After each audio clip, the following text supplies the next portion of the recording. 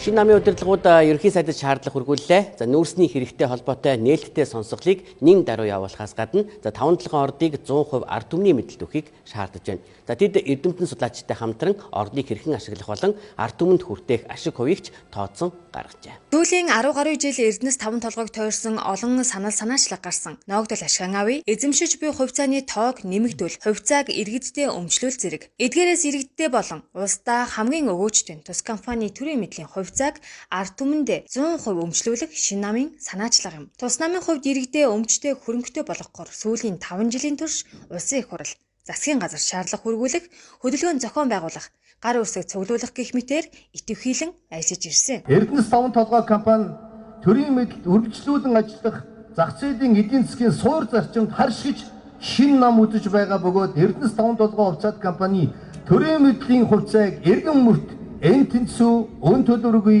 хуваан өмчлүүлэхийг манай нам шаардж байгаамаа. 5 толгойг ард түмэндээ өгөхийг хүсвэл засгийн газрын ганцхан тогтоолгоход хангалттай.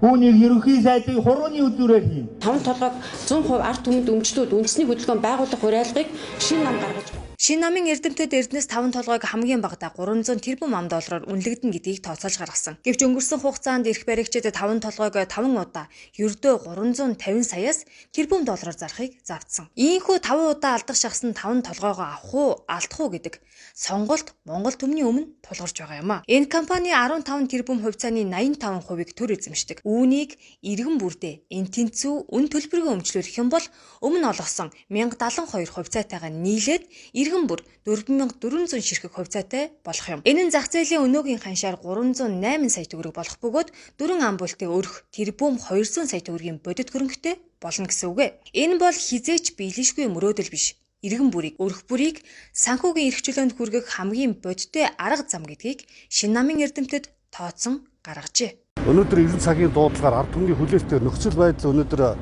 Монгол улсад өсрөнгөө хөгжлийн замд орох ийм цаг үе ирчээд байгаа. Энэ үүргийг манай шинэ нам өөртөө үүсэж байгаа.